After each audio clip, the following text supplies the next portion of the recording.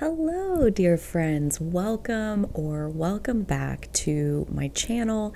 My name is Carly. This is Owning Authenticity, and we are back in the Mermaid Portal with another Healing the Shadow video. So this time we are specifically looking at Sagittarius, the shadow side of Sagittarius. And the Mermaid Portal specifically is where we look through the lens of transformation and empowerment. That is ultimately what the Mermaid Portal is for us to connect with even more of our true power. And if you're following the channel, you've already seen that I've posted several Mermaid Portal Experience deep dives where we're not looking at any one zodiac archetype. We're more looking at the portal of transformation itself, and how does one move from one version of life to another version of life, right? Like if you want more in your life or you want a next chapter, the transition process has kind of a life of its own, and transition in general is kind of an energy all its own. And the Mermaid Portal episodes, specifically where there's a mermaid on the front, those are the ones where we are looking at the portal itself. We are talking transformation, making potential realized, all of that good stuff. The things that slow us down along the way, and how to overcome them, how to overcome resistance and become the very best version of ourselves that we want to be, right? Like that whatever feels good to us. And in these episodes, I also call these Mermaid Portal episodes, but in these we are taking a specific archetype. And so I am specifically taking the Sagittarius archetype, and specifically the shadow side of Sagittarius. I'm taking it into the Mermaid Portal. Okay, and how I'm doing that, my process of the chapters that you're going to see in this video, we are using our reference text is Astrology for the Soul by Jan Spiller. And out of this, she has chapters for each of the different north nodes. So theoretically, this video would apply most to someone with a Gemini North Node, meaning that their South Node was in Sagittarius. So really that's like who this video is for, is South Node and Sagittarius people, to like kind of work on that shadow. That's our South Node is kind of pointing the direction at which shadow are we here to transform into light. But dude, like we all have Sagittarius energy somewhere in our chart, some of us more than others, some people with the South Node there, some people with lots of other things there. For example, I have my Earth is in Sagittarius, meaning I'm a Gemini Sun sign, and my Saturn and Uranus.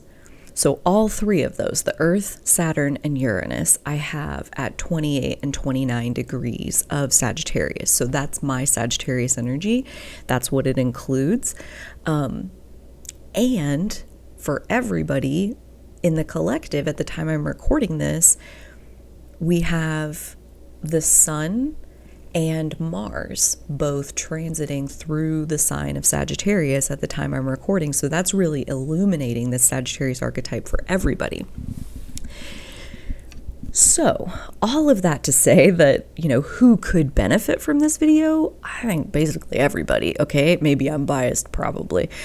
Just gonna own that right now. That's a very helpful tool to have when it comes to our Sagittarius energy, is to be able to own the biases that we have in our thinking.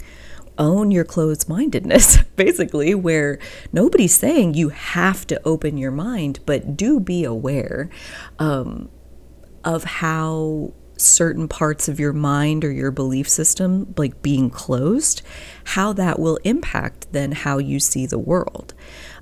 Meaning if you believe a certain thing, then you're gonna you're going to act that out in the world. That's just kind of how our beliefs work, is like it's a foundation for our beingness. And it's really where we can kind of get in and hack our own beingness, like reprogram ourselves by reprogramming the beliefs that we hold. Okay, Sagittarius energy, like super cool. Again, maybe I'm biased, but it felt incredibly timely that like right here, right now, today, that is what I need to talk about. And even last night, I started looking at the Sagittarius shadow in the Gemini North Node chapter. If you go just even on the second page of the Gemini North Node chapter, there's a list of tendencies to leave behind. That this is Jan Spiller's work. This is her, interpretation. And I use that as my starting point. And we take each of those tendencies to leave behind for the Sagittarius South Node. We take each of them and we run it through the Mermaid Portal. I think about it kind of like a dishwasher, like a washing machine, where like there's a pattern of a cycle that it goes through. As far as like the first part, we treat it with this, and then the second part we rinse that off, and then the third part we treat it with this, and then we rinse that off, and then we do this process to it, and then it's done, right? Like that's what we do in the Mermaid Portal with these archetypes. It's like we take each one of those tendencies to leave behind. And first, we appreciate it, okay? Because like every single one of those suckers is a freaking superpower, all right? That like the rest of us who aren't Sagittarius South Nodes, like we wish we had what you guys are over there trying to leave behind, because you've got so much of it that it's like skewing you off in this like unbalanced direction. With like heavy Sagittarius energy, you kind of take it too far. You take it to an extreme. We have to balance Sagittarius energy with Gemini energy in order for, our psyche to stay balanced, which is to say, in Sagittarius, it's a fire sign, and fire being the ego, it's like the self lives in Sagittarius, where that's how we know who we are. That's, the strength of our Sagittarius energy, the health of our Sagittarius energy could be said to be like, what is the health of your relationship with yourself? How aware, how self-aware are you? Versus on the Gemini end is where we open up to a world full of ideas and different ways of looking at things, different logic. I mean, you can go out in the world and find this person's definition of the logical way to be and this person's definition of the logical way to be, and they have nothing in common, and they're all calling it logic, and because to them it is, in their mind, they make it make sense like this. And if you will listen, you will discover that like every single person has a logic all their own, right? Like every single person has like a meaning maker, a logic decision-making function inside their brains that is completely and wholly unique to them. And so that's like one of the main pieces of Sagittarius energy is this, especially in the shadow side of Sagittarius energy, it's this confusion about universal truth, or a truth that applies universally, meaning a truth that applies to every single individual. And I'm going to throw it out there that there is no such thing. There is no such thing as universal truth. There's only the truth that works for this individual and this individual and this individual and this individual. And a lot of the Sagittarius shadow behavior is born from that propensity to want to argue about what's true with other people. And it's like, dude, you got to just accept that like your true is your true and their true, that's their true. And like, we don't get to program each other's true other than how willing are people to listen to us, right? Like if we want to have influence on somebody else, meaning like we believe in our true and we want other people to know about our true, like we want them to look at it and to consider it and see if they like it. Does it work for you? Like, do you get this reaction in your body? Because I get this reaction in my body that's like everything in me says this is true. Do you think it's true? And some of them may and some of them don't. You know, like everybody has their own unique sense of self. Every single person is a unique extension of source energy. Every single person is a divinely intended, unique expression of God. Every single person. And every single person has lived the life that they have lived, that has presented them with the information that it did, that let them have the contemplation that they did, that let them yield the beliefs that it did.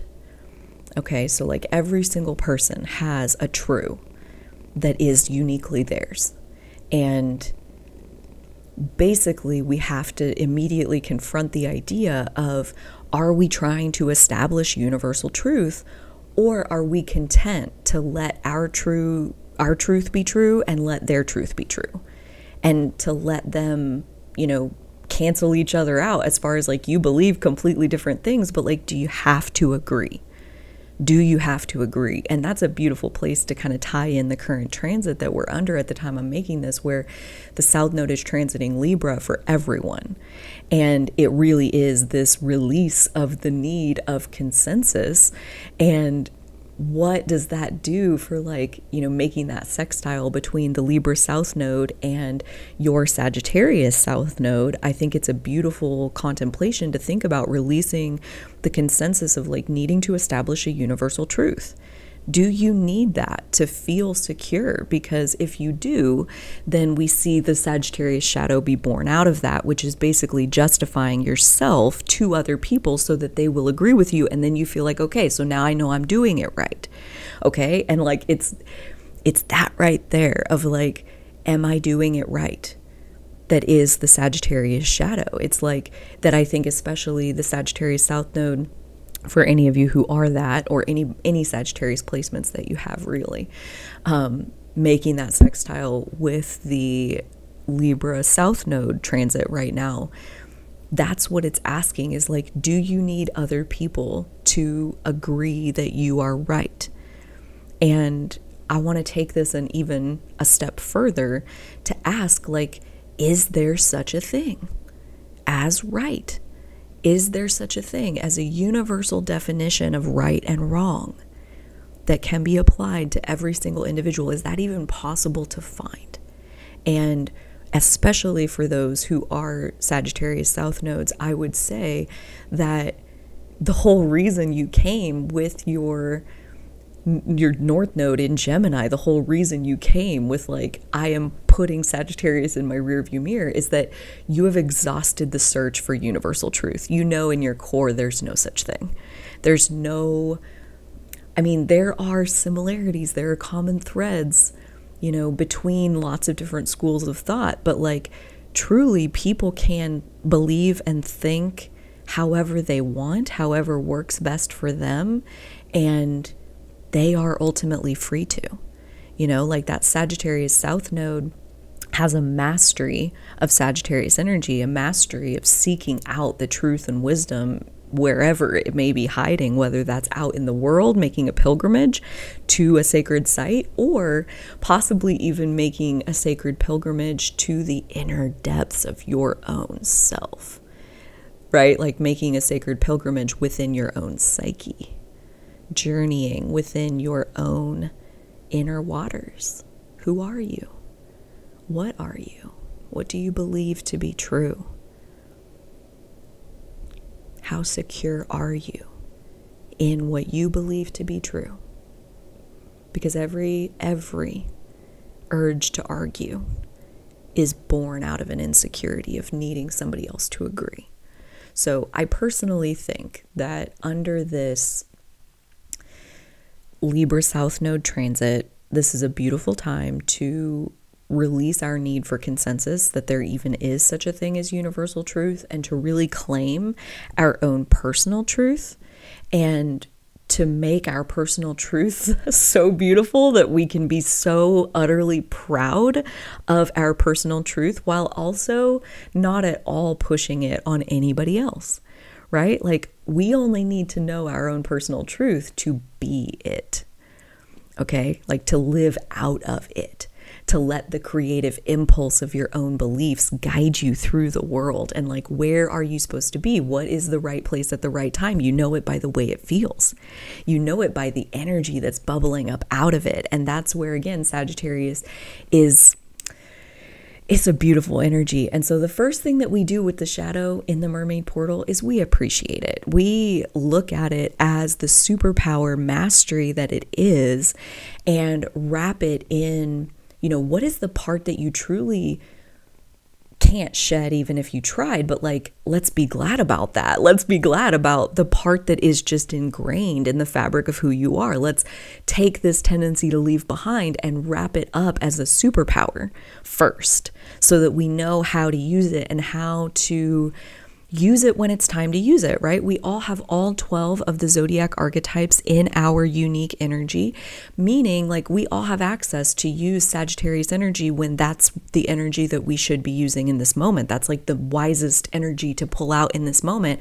Bam, I know how to use Sagittarius energy. It's one of the ones I'm best at, actually, really. And then the second part is finding, you know, that Libra South Node part of like, there's only a problem with you when you bring somebody else into the mix, right? Like, where and when and how do these things get taken too far, and why? You know, like, let's not just cut that, like amputate that part of ourselves and like leave it behind. Let's first love it and give it a seat at the table for when it truly is its turn to shine, because that will be true no matter if that's your South Node and you're trying to leave it in your rearview mirror. Like, there will still be moments in your life where Sagittarius energy is exactly what you should be doing and trusting within yourself. And, you know, as a Gemini North Node, or as someone who's trying to balance that Sagittarius shadow by deepening into their Gemini energy, there needs to be a lot more listening. There needs to be a lot more looking through the eyes of other people and exposing ourselves to what other people think, while also having that firm foundation of like, there is no such thing as universal truth. So just because they say that they have found something that is true for them, right? Even if they say like, this is the truth, this is how it is, this is what's right, all that they are ever saying, it's just, that's how it feels. All that they are ever saying is, this is what is true for me, right? And like, if we so choose, and this is a practice that I've adopted, if we so choose, we can practice getting really good at being aware that there is only ever personal truth, right? So when we share our truth with other people, we phrase it as, this is my experience of truth. This is what feels true in my body. This is what I went through. Here are the dots that I connected, and this is the truth that popped out. And then anything anybody else is ever going to respond with to that will be their own perspective, their own felt experience of truth. So we come to it from this foundation, hopefully, of knowing that like, our truth is our truth is our truth is our truth. And nobody else is ever going to be more of an expert on our own personal truth than we are. Okay. And that's, again, where a lot of the ferocity, the badass fucking ferocity of Sagittarius energy at its finest, like, that's where it comes from, is like this deep knowledge of like, I know the truth of the wisdom that I am spitting at you right now because I can feel it in my body. I can feel it with every fiber of my being. And like, the ability to know truth is what Sagittarius energy gives us, is what it opens up within us, is the ability to say, yes, that. Exactly that, you know, like, that is truly the gift of having well-developed Sagittarius energy, is that you know yourself, you know your own truth. And as you do open up into your Gemini energy, and as you do go about listening and taking on new ideas and new perspectives, please know that like, truly, as a fire south node, the best thing you can do is to come at life 100% rooted in your own truth. You know, one of the best things I think about like very, very well developed Sagittarius energy is that you're basically like cult proof. You're basically like brainwashing proof. Like, the worst thing about Sagittarius energy is that you have zero regard for the way that other people see it, which means like you are not influenceable. Okay? So like that strength, like especially when you look at like all the cult documentaries and you watch like how followers end up like getting so deep, and how basically the pot of water, the frog gets in it when it's cool and nice feeling, and then the heat gets turned up little by little by little. People start like chipping away at your sense of self, or like those cults start chipping away at your sense of self to make you question who you really are, to where you're so confused about who you really are that like you might as well listen to them because they've got conviction. And the thing about heavy Sagittarius energy is like you have conviction, okay? Like you have conviction, and you should absolutely trust that 100%. And as a Gemini North Node, as someone who wants to balance that Sagittarius shadow, you have to open up into Gemini energy. You have to take on board new ideas, but you do not have to adopt them, okay? And that's the part where like, if I say, here's what I think is going on here, here's what I think is true, and somebody's like, no, you're wrong, because this is your fault. This is how you're, you know, you have something inside of you that's wrong. I mean, the things that you choose to take seriously from other people, the things that you choose to allow to program your consciousness, the part that I think is beautiful about a Sagittarius South Node is like, first, you have on board this ability to know your own truth. And until you know how to feel truth and like identify truth by the way it feels, which I mean, that's what I'm saying. Like, I think you guys have that, but like, you really need to know, how is it that you know that that's true? Like, what is the feeling of it? And there's a rightness. Am I right? Like, there's a rightness that's just like conviction, right? So then when you say to somebody, here's what I think is true that's going on here, and somebody says back, you're wrong, it's your own flawed perception of it that's like fucking you up right now. You feel that. What does it feel like to be told that? What does it feel like to start to question and have that uncertainty, and to like, you know, what does that feel like? And does it feel like the rightness of conviction inside of you? Because I think, you know, we're not trying to replace our truth. And that's what that kind of an exchange is like trying to take away the person's truth and give them a different version. And I would not recommend that at all, right? Like, when our truth grows the way that it will when we open ourselves up in Gemini energy, it's like, we're not trying to replace our truth. We're not trying to amputate our truth and like take on a new version. We are trying to get it to grow by shedding some light on it, by like fanning some fresh air into the mix. It will spur new growth to come up and out of our existing truth, right? Like, we will reprogram and expand our existing truth, but that process still has an air of rightness to it, right? Like, just because somebody else has conviction in their beliefs does not mean that you should be listening to them, does not mean that you should be trusting them. The first and foremost is always trusting yourself, is always trusting, like, what does it feel like to you? What does it feel like to you? Does it feel right to you? If so, follow it. Pull the thread, because some people will have ideas that are like, I've never heard that before. I've never thought that before, but oh my God, I've never felt so much truth that you're speaking right now. And so you follow it. You follow it because it feels like truth. It feels like the way that you feel truth. And if it feels bad, if it feels like literally the ground is kind of falling out from underneath you, or, you know, what is more accurately being happening here is like, being pulled out from underneath you by somebody who's trying to take your truth away from you and give you a different version of the story. They're trying to get you to adopt their narrative. And at that point, again, the resistance to other people's thoughts that Sagittarius gets such a fucking hard time for, it's like, I'm going to say right here, right now, don't leave that shit behind. Let it work for you. Learn how to let it work for you. Learn how to let that resistance protect you from other people who want you to believe their narrative because it serves them for you to do that, right? Like, they may or may not have your best interest at heart. And when we trust their narrative, we trust that they have our best interest at heart. And do they?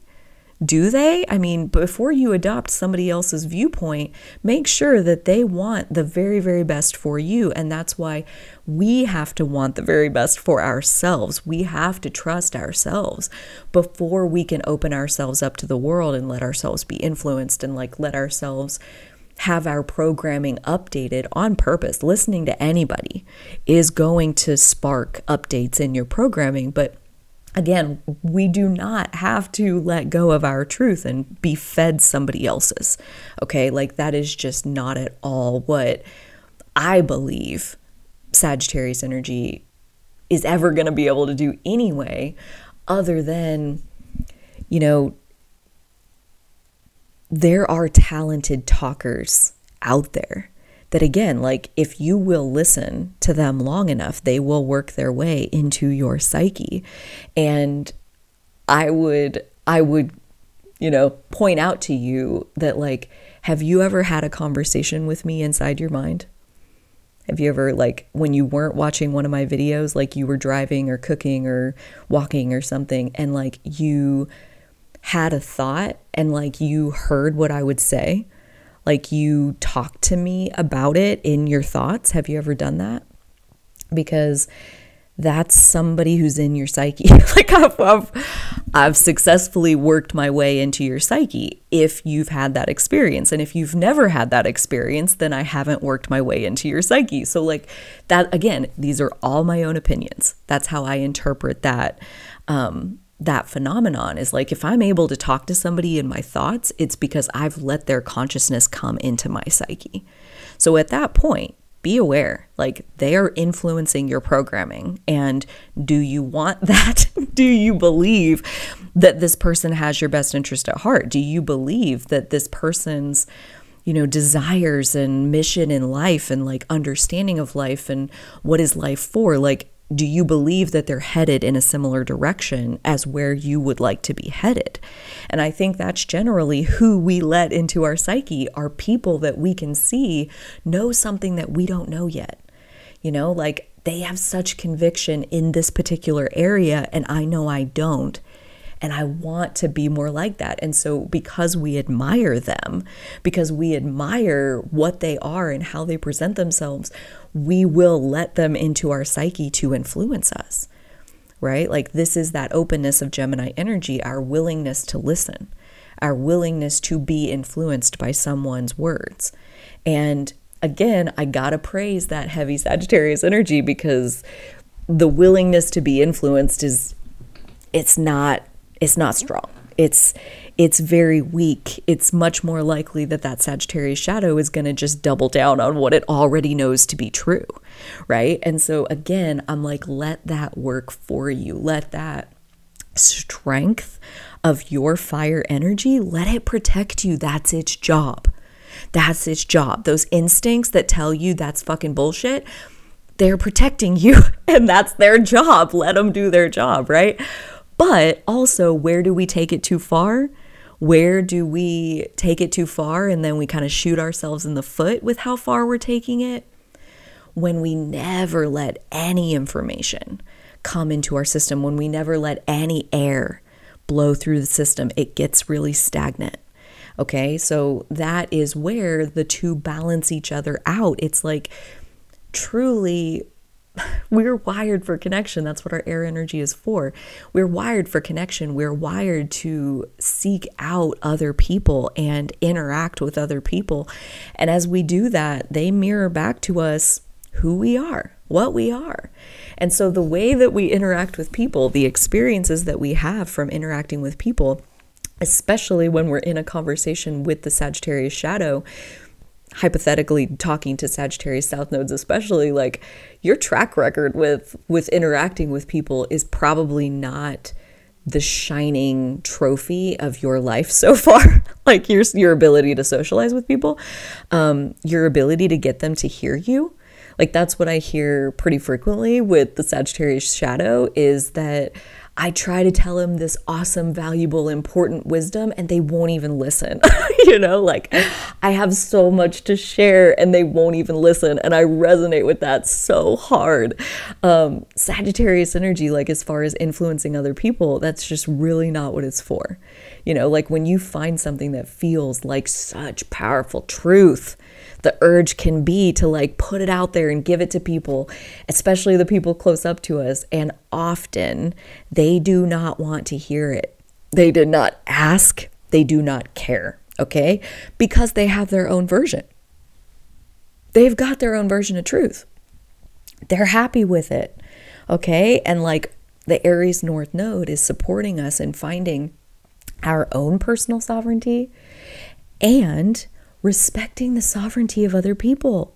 You know, like, just because we feel it's, like, really fucking true doesn't mean that it's even true for them.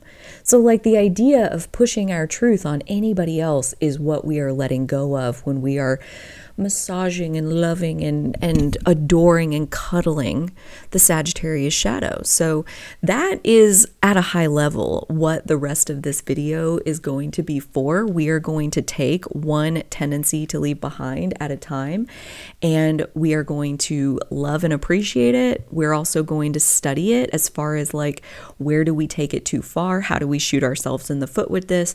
How do we balance it out? How do we put it in its proper place? Give it a spot to reside while also not taking it too far. How do we actually do that? How do we balance the Sagittarius shadow with the light of Gemini? How do we do that? So if you're digging it, I would love it if you would hit the like button, subscribe to the channel. There is a lot more where this came from. There's even other messages that are specifically for Gemini North Node, if that's how you found your way to this video.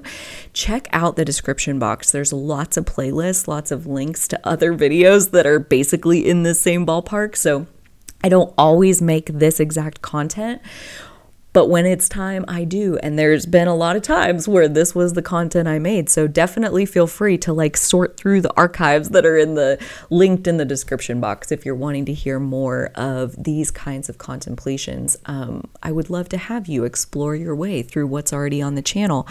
I would also love it if you do have thoughts, feelings, truth of your own that is being stirred by what you are hearing in this video. I would love to receive your self-expression down below. You know, I got no opinion about who you are and what you're doing as long as you're finding your power.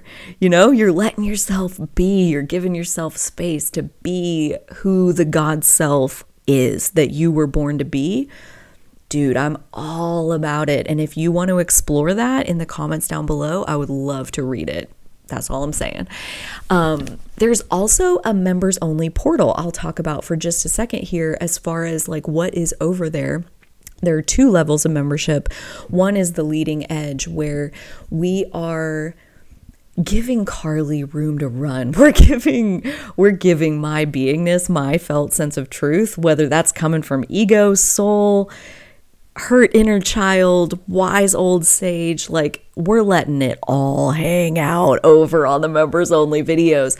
And that has been so freaking healing to my Sagittarius energy to be like, you know what? Like, you don't even have to be acceptable. You don't have to be respectful to anybody other than your own personal truth. I feel like we're in those members only videos. It's like I am bowing down and worshiping at the altar of my personal truth.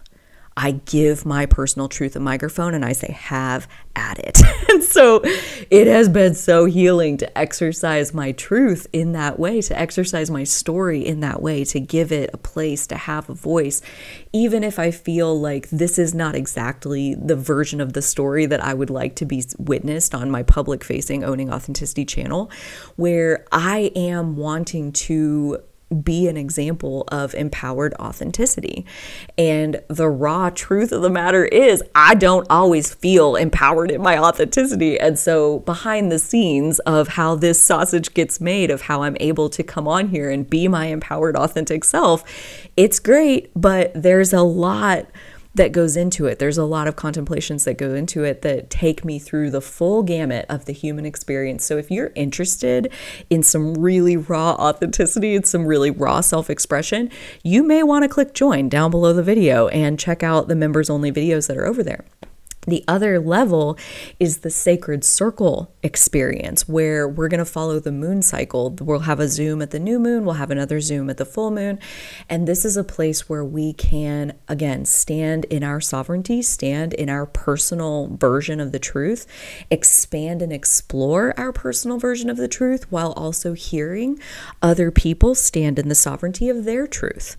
And to practice the safety of some civil discourse where we get into the juiciness of some mutual respect, as far as like, you're in your sovereignty, believe whatever the fuck you want. I'm in my sovereignty, I'm going to believe whatever the fuck I want. And like, we're all going to take up all the space we want, all simultaneously, right? Like, we don't have to be exactly perfectly aligned on our belief system to like respect that, like, your life led to that. That's badass. You know, my life led to this. That's badass. Like, the badassness of having conviction in your truth, which again, I think Sagittarius South Node might be uniquely qualified to like have that in spades, kind of already programmed into your beingness. So do feel free to explore those membership offers. You can click join below the video to learn more.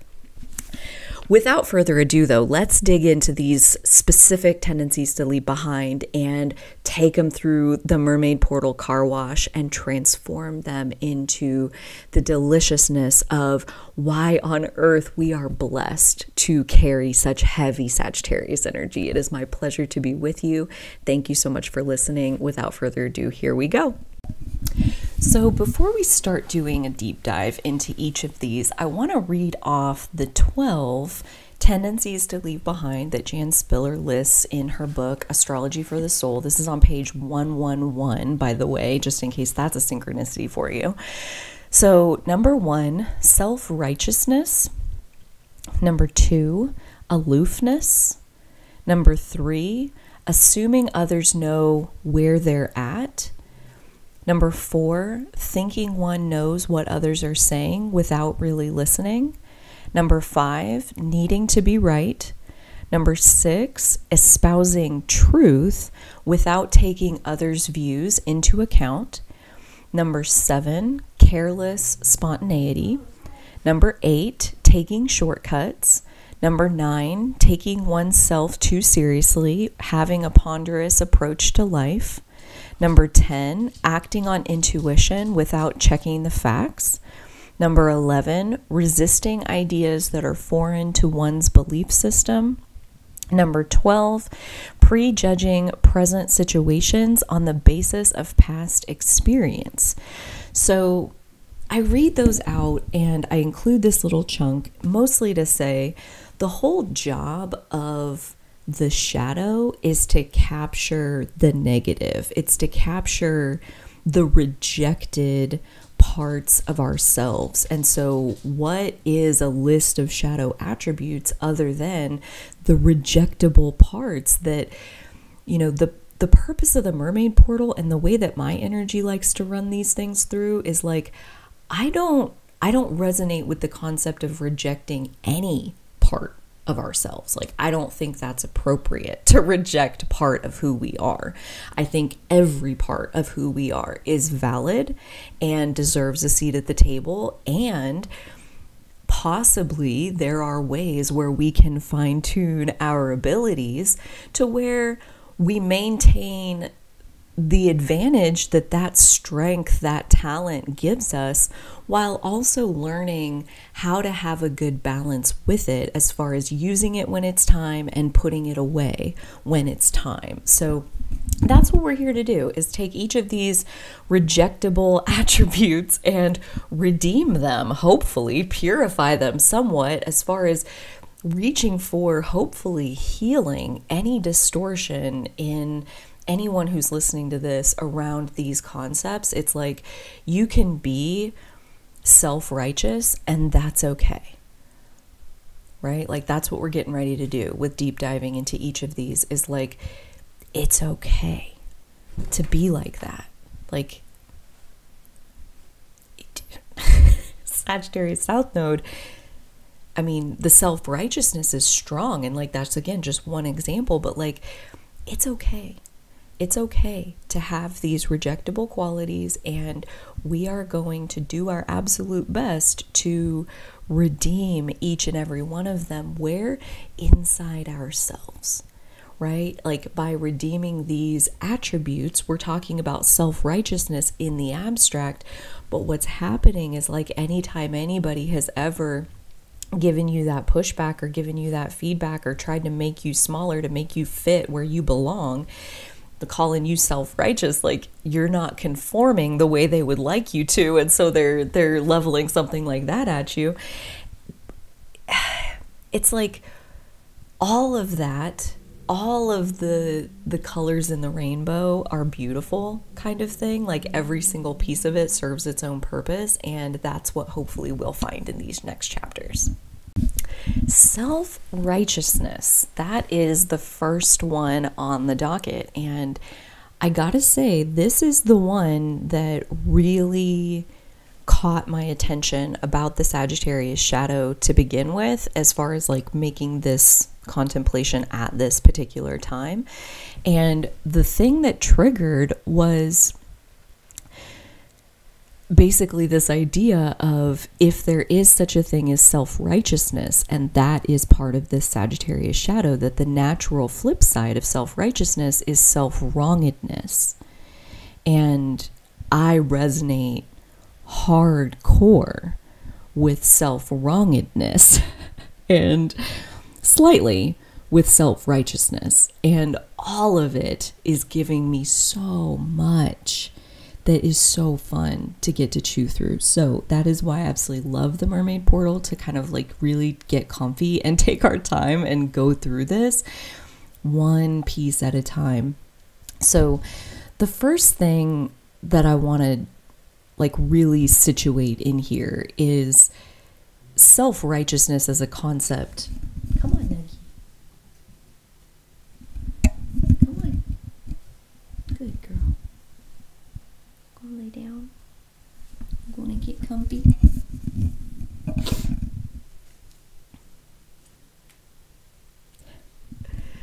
So, self-righteousness as a concept. And this is something of a feedback that extends across the fire shadow in general, which is, so like any of the fire signs, Leo, Sag, or Aries, which is, there's a strength of self that allows someone to exhibit self-righteous behavior. Like the fact that you would basically stand up to the firing squad of other people's opinions, and rather than conform and like get in the herd, you would stand alone and take the fire from being the opposition. Like the fact that we're even leveling something like self-righteousness in someone's direction means like it's an extreme pressure that we are putting on them, and they will not conform. You know, like they are holding their position under extreme adversity. That's how I would define self-righteousness. And you can believe whatever you want as far as like what beliefs are you standing on, what position are you holding. You know, like you could have come to those beliefs on your own. They could have been fed to you when you were very small. whatever the belief is, however it got there, however long you've had it, like it really doesn't matter. Like self-righteousness is like a strength of self that lets you hold a position under pressure of someone opposing your viewpoint. Like, again, like the first things first that we have to do with each of these is appreciate it for the superpower that it is.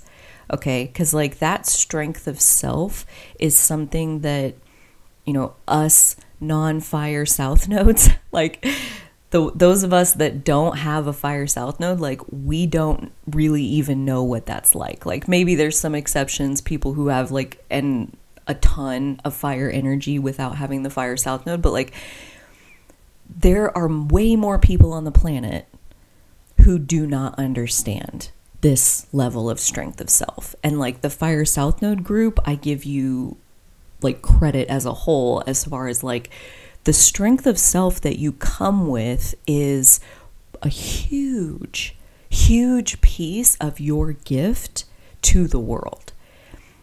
And how you deploy that gift is a completely, entirely other matter that is very much Gemini North Node facing. Like that's way more like how you're going to deliver that gift is through the art of listening, the art of really understanding exactly the psyche of the person that you are talking to, so that all you have to say is just a few words, because you've basically found the key to turn the exact lock of understanding that you are wanting to turn, right? Like impacting, influencing another person is the art of listening, is the art of studying who it is that you're trying to influence and how well do you really understand them.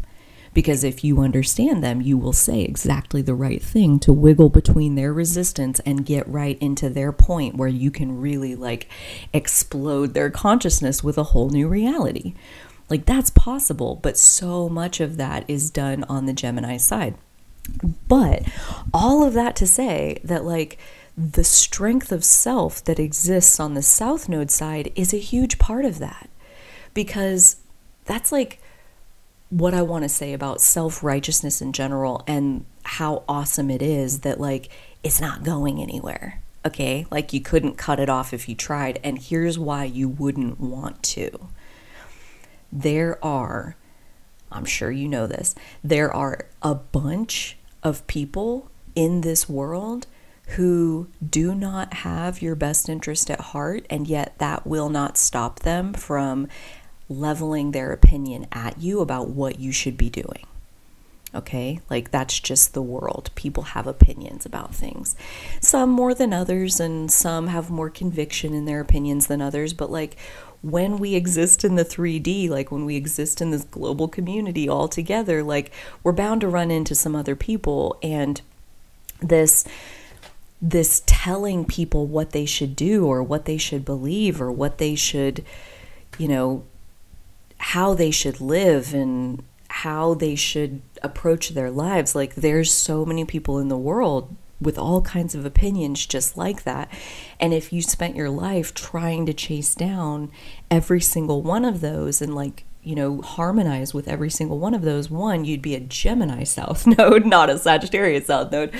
But like it would be exhausting. It's impossible. Like that's why those Gemini South Node guys have Gemini in their rearview mirror, because they've learned that it's impossible to like play the chameleon game sustainably. Like you have to have a sense of self.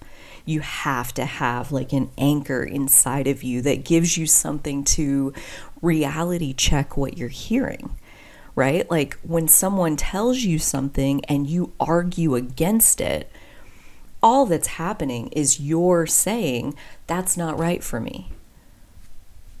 That's not right for me. And a lot of times, like maybe you come back with like, here's why you're wrong, or like, here's why that doesn't make any sense, or that's illogical, or like, you know, it's like kind of comes off a little bit more judgmental, maybe a little condescending sometimes. This is all maybe like those little strings coming off of self-righteousness. But again, I'm like, you know, that is just the perception of another person. What does it feel like from the inside? It feels like a strength of self. It feels like knowing for a fact that's bullshit. That's not right for me, you know? And what a gift. Again, from a Virgo South Node, Gemini stellium. Like, I admire that clarity of self that fire South Nodes possess. Like, yes, it gets us into the territory of having to deal with the fire shadow of like, where do you take it too far? But like, I'm like, what a fun problem to solve, you know, when your strength of self is so strong that you have to like figure out, how do I be so powerful? Like, oh my God, like how freaking cool is that? And I'm over here like, I just would like to know who I am. Like, I would just like to have a rock solid sense of self, and then I'll deal with the shadow of like overusing it, you know? So like, let me just take that time to just like, guys, like self-righteousness, the ability to be self-righteous is empowerment. Like, it's empowered. Like, it's empowered behavior. It's like, I'm not going to let somebody else tell me my life. I'm not going to let somebody else like make my decisions for me. I'm not going to let somebody else define truth for me. Right? Like, Sagittarius as an archetype is about our lived wisdom, the experience that we have personally stood inside of, and the dots that it has helped us to connect from the information that we were exposed to.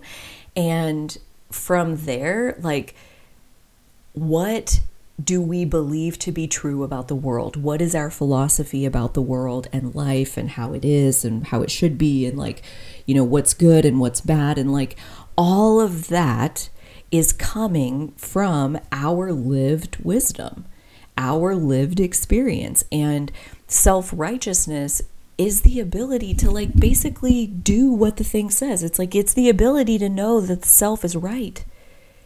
And I think you know, if we start to get into where do you take it too far, or where does it get taken too far, it's in that idea of self-righteousness and self-wrongedness and the illusion, the 3D little sneaky fucking illusion that there even is such a thing as the self being right or the self being wrong.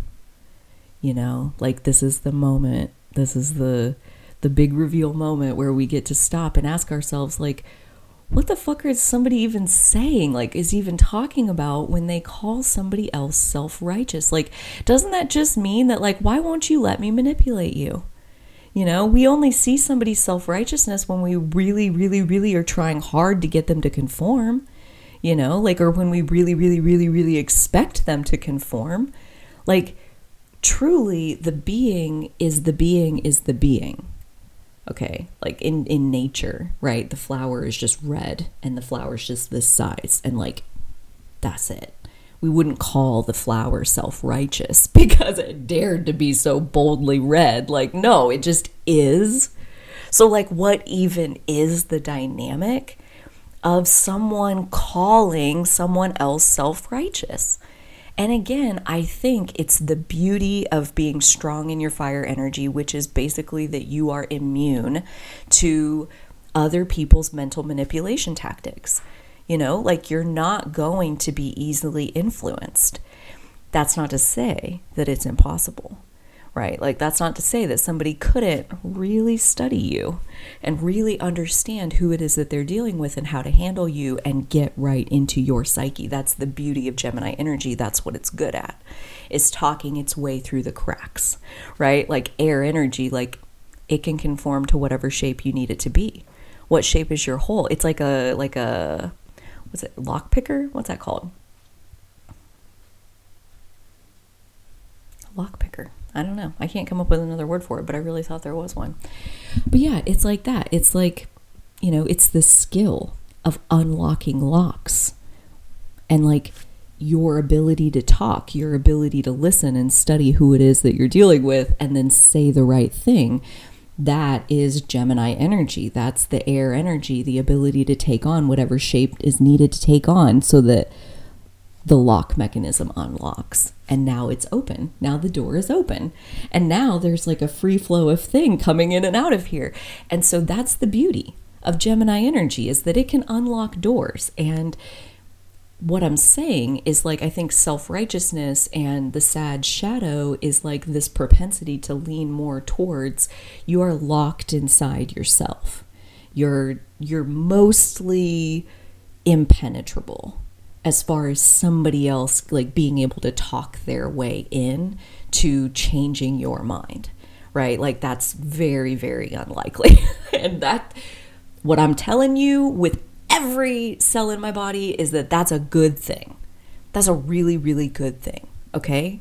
And like that is part of the gift of what you are here to give us, is like give us as in the world and the collective and the collective soul, the evolution of your beingness is like how to take that strength of self and go listen to a bunch of different people say a bunch of different things about how they view life, how they believe it is, what they believe is true, what their experience has shown them, you know, like go listen and take your self-righteousness with you. Take your strength of self with you. And as you listen, know that like this whole 3D illusion of like, is the self right or is the self wrong?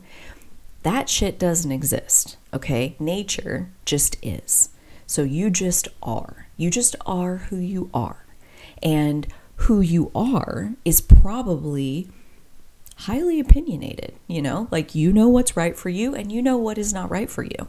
And sometimes maybe you take it a little too far and you start talking about your personal truth through the language of like universal truth, where like you're trying to say that like your personal truth is everybody's personal truth.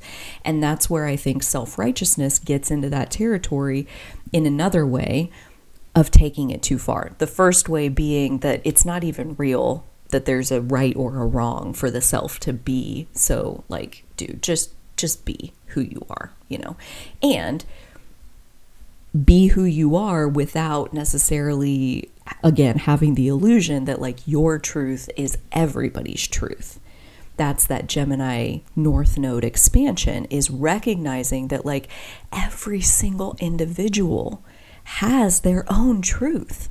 Every single individual has their own philosophy about how to best live in the world.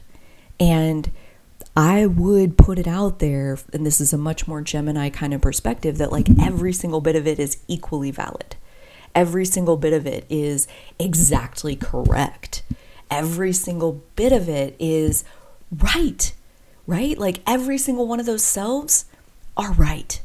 Everyone is self-right, no matter what, because the illusion is that there would ever be any other thing, right? Like it just is. Our righteousness, our rightness, it just is. And I believe that Sag South Node has a bit of an advantage to be leveraged here as far as like really getting to own and like just fucking rest in how good you are at detecting your own truth. And again, take it from someone who is Saturn and Sagittarius. Like this is something that I chip away at every single day, is like knowing who I am, like having a clarity of what is true for me. Like I feel like I have to reach really far for every single gram of my self-truth that I come into contact with. And a Sagittarius South Node who's over here trying to reel back in their self-righteousness, like you guys got it in spades. And what do you do with it, right? That's the last little bit of this, is like, okay, so we've seen where we can take it too far. We can take it too far in getting caught in the illusion, like the argument of like, I believe this is the truth and this person believes this other way is the truth, and now we're battling in whose truth is truer. And it's like, dude, like that's a big waste of energy. Know your truth. Stand in your truth. Live from the middle of your truth like it's yours.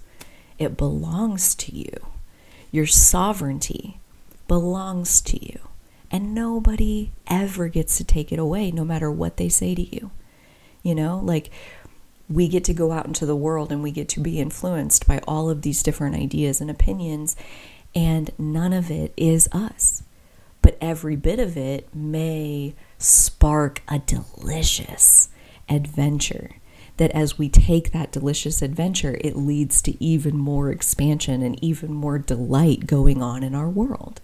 That's possible by opening ourselves up and expanding ourselves and exposing ourselves to new ideas, new ways of looking at things that we haven't done before. I think the main thing to keep in mind as we do that is that none of it makes you wrong. None of it makes you wrong. Just because their self is right and their self is the polar opposite of yourself, their self is right and your self is right. That's all real. That's all possible, is that everybody can be right at the same time. And that's the beauty of Gemini energy, is that everybody gets to be right at the same time. We can listen to someone without agreeing with them. We can listen to someone without believing the things that they believe. We can listen, and we can take that information into our self-rightness, and we can further clarify our own rightness. We can expand it. We can grow it with the fertilizer, the nutrients that are coming in of these brand new ideas being added to our process, right? Like, it just shows us more of who we are, and it enhances our strength of self. So I say all of that as far as, like, that is truly a gift that Sag South Nodes are here to make to the collective, is demonstrating what that strength of self really looks like in action, and the humility that it lets you listen with, where you know that, like, you know, they could be saying something that is completely different from what you believe, and you still are able to sit there and listen, and you don't argue, and you don't judge, and you don't agree, right? You don't make a big show about how right they are, but you give them space.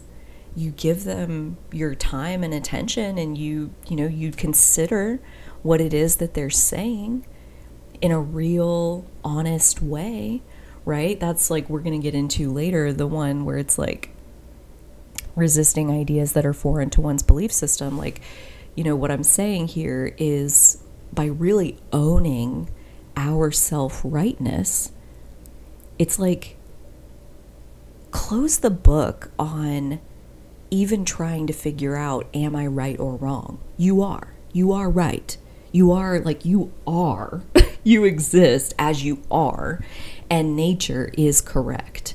So let your rightness be so concluded that you can listen with such openness that, like, I mean, they can literally say anything that they want, okay? Because, like, their self is right. Their self-rightness is as concluded as yours is. And that's where, you know, again, what do you do with this? Because what I'm saying is, yourself being the way that it is, fire is a very expressive energy, right? Fire is our ego. And we do have to give that a space to be. Like, I'm talking about how to keep it in check, ways to kind of, like, keep boundaries on it and not take it too far. But one of the biggest ways that we can set ourselves up for success in not taking it too far when we're interacting with other people is to, when we are alone in our solitude, let that pony out of the stable and let the pony run. Let the pony frolic and jump and kick and play, and let it do its thing. Like, this is very reminiscent of what I talked about in the Aries shadow video about impulsivity and selfishness and these kinds of traits that are part of that Aries shadow, part of the rejectable part of the Aries archetype. And it's like, you know, you just are this.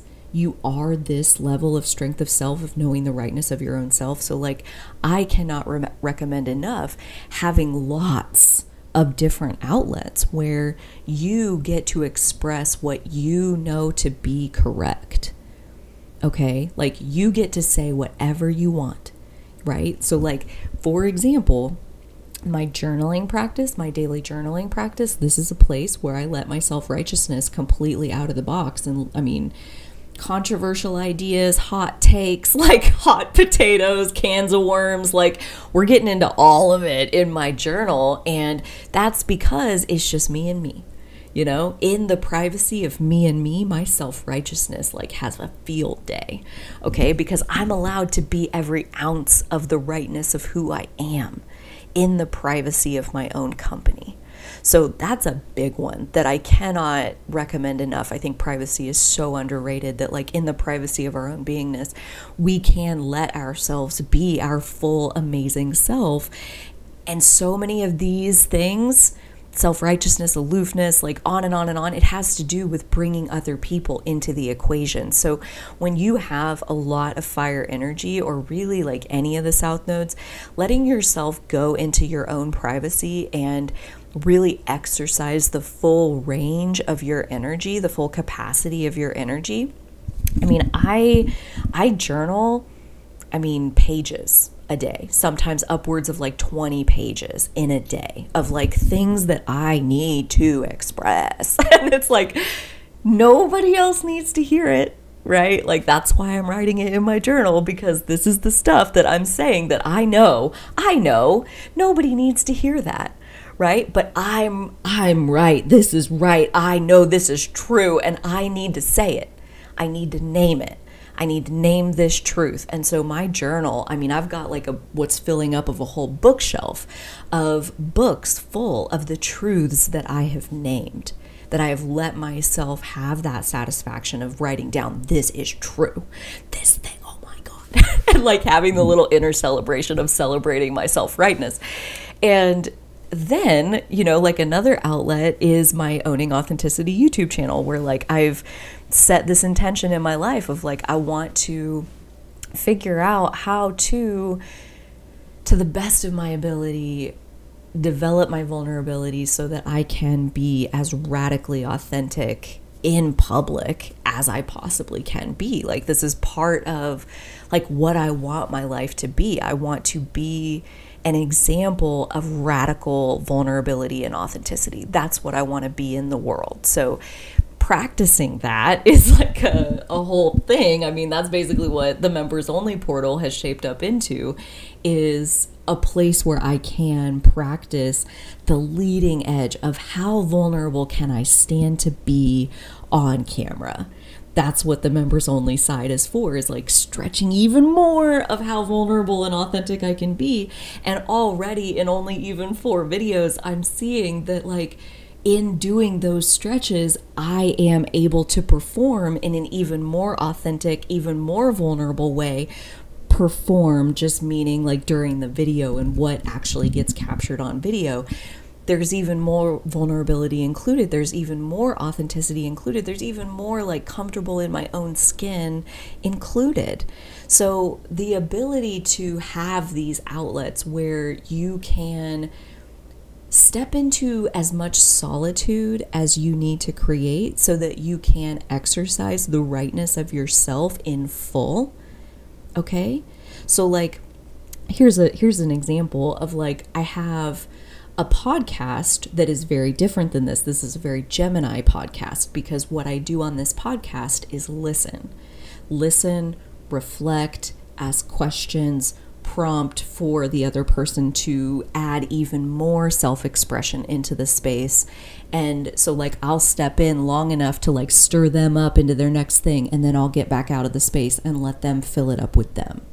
So like that's a very Gemini activity, the art of listening. But I include that here because before I go to record one of those episodes, like I go, it's like a 60-minute episode, and I'm gonna listen for probably 55 minutes of the 60, right? So like, am I ready? Am I ready to just hold space for the rightness of somebody else's self? And I find that for me personally, it is a lot easier to hold space for the rightness of somebody else's self after I have exercised the rightness of myself. So before I go record a 60-minute episode with them, that morning I will get on and do like usually 30, 60, 90 minutes of recording of me getting to talk. Like, get that energy out. Like, I get to say all these things. It's just me and me talking. I get the mic. I get on and on and on. I get to keep going. And then I go sit in that space and I listen, and I am intentionally wanting to identify and reflect and celebrate and shine a spotlight on the rightness of the other person, you know, like, and the only fucking reason that I can do that is because I have found and exercised recently the rightness of myself. And that even is another piece that I'll say as far as like balancing these two. I would say I almost have stronger Gemini energy, but Gemini energy is very, very tricky to work with if your Sagittarius energy is not fully right there with you. Like, exposing yourself to lots of other people and lots of other people's ideas and ways of thinking is extremely disorienting and confusing unless you have a sense of your own self-rightness. It's like it's very difficult. So I feel like for me personally, I spend even like 99% of my time in Sagittarius energy, and very, very little, more and more and more as I heal, am I out there exposing myself to the thoughts and ideas and perspectives of other people. Very, very intentionally am I opening up space and holding space for listening to, highlighting, reflecting, celebrating the rightness of another person, where I am intentionally keeping myself out of it, right? Like, we don't need to agree. I don't need to understand what you're talking about. I don't need to even be able to empathize with what you're talking about. If I haven't lived it, I don't get it. But that doesn't make you any less wrong just because I don't get it, right? Like, I'm listening for the conviction in their words. I'm listening for where have they identified their own self-rightness, and I'm just picking that out and giving them prompts and questions to like dig into even more of who they know themselves to be. And that's another piece that another piece like that's another piece that I'll say here, as far as like, I don't invite just anybody to come on that podcast, right? Like, I don't invite just anybody to come sit and talk at me for 55 minutes, right? Like, I don't invite just anybody to take up this very valuable, very, very valuable space that I have created on this podcast of me helping them to fill up a whole hour with themselves. Like, the responses that I've gotten from the people who have been my guests on that podcast, like, it is so cool how almost unanimously they come back and they say, thank you so much. It was so fun to reflect on myself like that. Like, I haven't done that maybe ever, to sit there and look at my life in that way. Thank you so much for what you did for me there. So I know the power of that space, and still, I'm not going to do that for just anybody. And if anything, that is why I aim to only record one of those episodes a week, right? Like, so for 1 hour a week, I'm going to go and open up this space, and I am going to take myself and set myself to the side, and I am going to help create a tapestry that is them. Okay? And like, the only way I can do that is because 99% of the rest of the time I am expressing and exercising the rightness of myself. So like, in those 60 minutes, I don't feel any lack.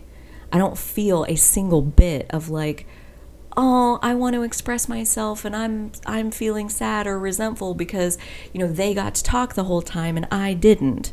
Like, no, like, I spend hours and hours and hours and hours and hours and hours and hours and hours a week talking, expressing myself, so that when I go to that 1 hour, I can play a different role. So that is like, I didn't expect to get into all of that, but that's a really good example of you know, as you do grow into your Gemini North Node, as you open up and hold space for the rightness of other people, I think knowing and exercising the rightness of yourself can only help build that skill set. And so hopefully we have done justice to the beautiful shadow of self-righteousness. If you would, take a second if you haven't already and like the video, subscribe to the channel, check out the description box. There are lots of other links and playlists, including a playlist for Gemini North Nodes where you can find all of the other videos I've ever made that are specifically talking to Gemini North Node, Sagittarius South Node. So highly recommend you check out the description box. I mentioned the members only portal. If you want to click join under the video, you can learn more about that. No pressure, no obligation. I also have an ebook that's now available. Woohoo, woohoo, woohoo, dude. That is what the Aries North Node videos have been about lately, is writing the ebook, releasing the ebook for feedback and getting the feedback and thinking about the variety of opinions that exist in the world and the rightness of each of us. You know, the rightness of someone who loves it and the rightness of someone who hates it. So as I have released this ebook in the world, it has honestly been a beautiful exploration into my own self-righteousness, my own ability to know the rightness of myself, even when other people don't. So the link for that is also in the description if you want to check that out. And here we go, on to the next one. So I feel like this is a great place to roll right into the second one from Jan Spiller's list, which is aloofness, and kind of like what I just got done talking about in self-righteousness towards the end of that chapter, where you know, I spend like 99% of my time in physical isolation, in physical solitude. And my Saturn in Sagittarius, my Uranus in Sagittarius, my Earth in Sagittarius, like, I'm not saying everyone should be doing that, but like for me, that is the balance. That's balanced, to spend 99% of my time in physical isolation and 1% of my time interacting with other people. Even with a Gemini stellium, some of it in the third house, like, that is what feels right to me, to mostly be off by myself. And so I gotta think at some point, actually, my dad is somebody who, he doesn't call it aloof, he calls it stuck up. He thinks that it means that like the person thinks they're too good for the group or for other people or whatever. And so like that's something that, wow, I can't believe that just connected. That's the first. But that feels really good to kind of bring in here. And what I want to say is a lot echoing what we talked about at the beginning of appreciating the self-righteousness element with aloofness, is like, dude, your ability to be on your own, if people are labeling you with aloof, that's something. Like, your ability to be in solitude, like, not everybody can do that. Like, I think back to my own self, even like 6-7 years ago, like, physical isolation was like the worst torture I could imagine. Like, being by myself was physically excruciating. I mean, emotionally excruciating, but like physically excruciating. Like, emotions are physical sensations in your body, and emotional pain is real pain. And being off by myself was a physical nightmare. And so to be called aloof, like, what I'm getting from that is like, there's an ability to go off by yourself. And like, again, a strength of self,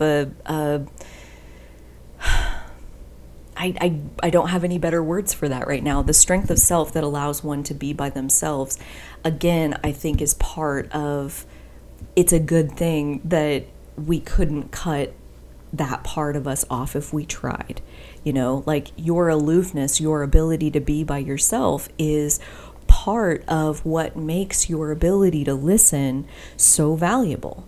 When you do eventually get to the Gemini, well, like, I'm not saying you're not there already, but like, as you pop into the Gemini North Node side, it's like, that's what is making the conversation so valuable, is that you do have the deep wisdom of knowing how to find truth inside of yourself. And so then when you go and talk to other people, you aren't like most people that most people talk to on a regular basis. You're very different. When you interact with people, they do not get what they expect. And that, even though they may not always react kindly, it is not a bad thing that they don't get what they expect. Because basically, like, the people who are in the world, like the people who are the opposite, where they're spending like 99% interacting with other people and 1% in their own physical solitude, like, they have a way about them. And that is kind of the norm.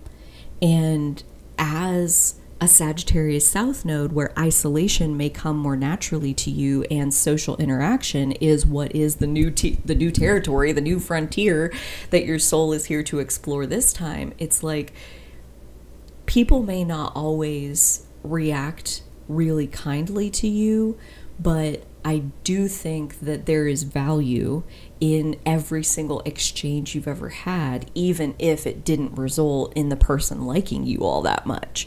You know, like, and that's like a piece of this Aries North Node that's like really helping us right now. And maybe this is like soothing to that, you know, that chunk of energy of like, as you take yourself into the world, people are not always going to understand. They're not always going to like what it is that you're telling them or that you're expressing or the self that you're choosing to be. You know, they're looking at that like, I really wish you wouldn't do that. And I wish that you would call me more often. You know, you're so aloof. And it's like, well, this is who I am. And I come into contact with people who feel good to interact with, and I interact with them as long as it feels good to do that, because I have the ability to be by myself and I enjoy the process of being by myself. I enjoy the company that I keep when I'm by myself. Like, dude, like, there is a strength in that. And I think part of the, like, the Gemini North Node development that, or like, you know, balancing the Sag Shadow with developing Gemini energy, talking to other people and exposing yourself to other people's ideas and their ways of looking at things and understanding things. When we can't be by ourselves, when we need to be with other people, it is a lot more likely that we will conform out of that need to be connected to other people. And in doing that, when we connect just for connection's sake, we prioritize the connection over our own authenticity. And with a Sag South Node, I think you guys have a good chance of, or like dominant Sagittarius energy, like you have a really good chance of holding on to your authenticity and like writing out any negative reactions that you might get, and not necessarily being blown off of your authenticity just because somebody has an unfavorable opinion of you.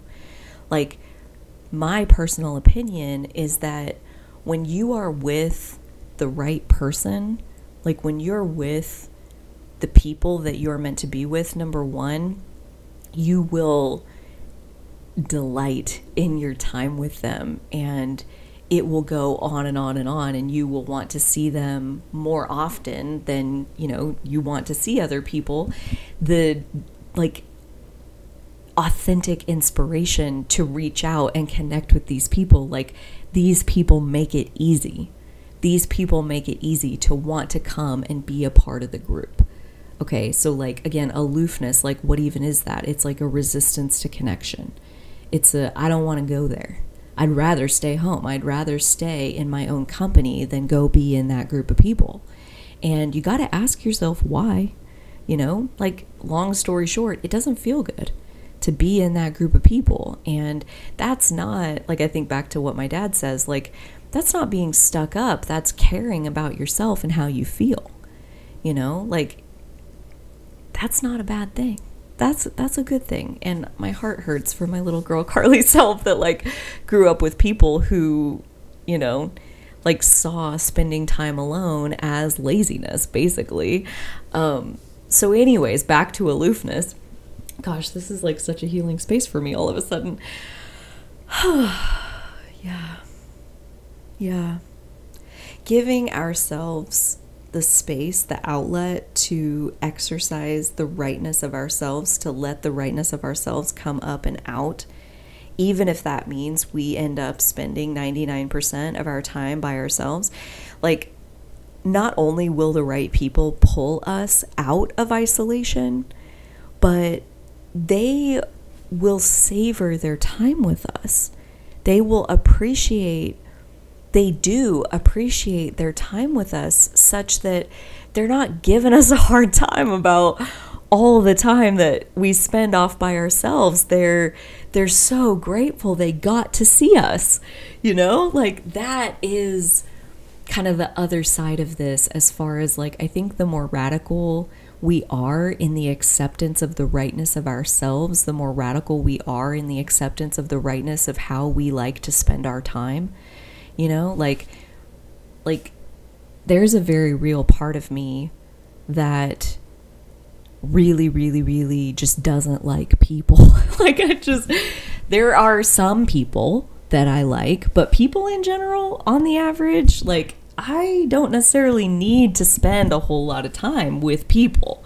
You know, like, there are some people who I genuinely enjoy their company, and I can sit for hours in conversation with them because they feel so good to do that with, to be with. And so I think aloofness is basically something that we say to somebody that we're trying to peer pressure and they're not having it, you know? Like, when our peer pressure tactics aren't working, then we call them aloof and hope that they'll feel enough shame to want to connect out of that shame. So I'm a big advocate in this moment and always about really embracing your own personal energy, your own personal needs, your energetic needs. Like, you know, I suppose you could say, like, I'm spending that time in solitude for the fun of it. If you consider emotional health to be fun, you know, like, which I do, technically, that's why I'm able to make that connection, because yeah, like, it's fun for me to feel emotionally balanced, you know? And so to do that, I have to spend a lot of time by myself. I have to spend a lot of time exercising the rightness of myself, because the world has so many opinions. The world has so frequently told me, I wish you would be different. I wish you would be like this. And so then for a little while, I try to be like that. And then I crash and burn. And then I get resentful at, like, that didn't work out. And, like, I shouldn't have done that, you know, like, I shouldn't have followed their opinion. I should have done what I knew was right for me all along instead of listening to them.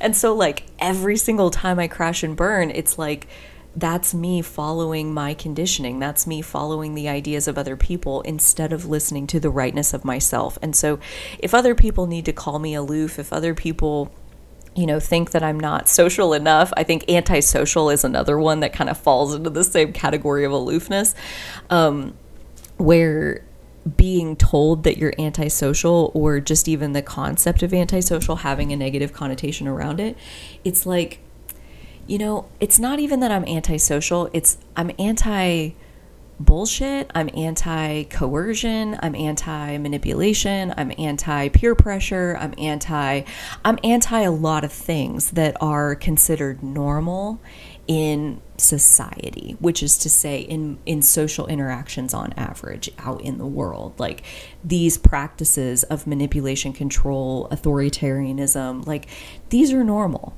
And I don't like to participate in them. So I spend a good big chunk of my time by myself exercising my rightness. And from the outside, maybe that looks like I'm aloof.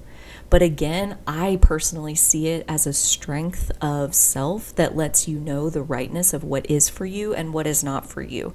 And the right people will make it easy to be with them.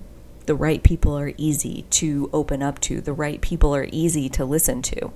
And nobody says that you have to listen to just everybody, right? Not everybody deserves your listening. And that's why, should you choose to spend a good big chunk of your time physically by yourself because that's what feels best to you, not everybody deserves your listening. But you know somebody who does deserve your listening, like a lot of it? You. And that's true no matter what your South Node is in, right? Like, we as individuals are responsible for caring for ourselves. And how do you care for someone that you pay no attention to?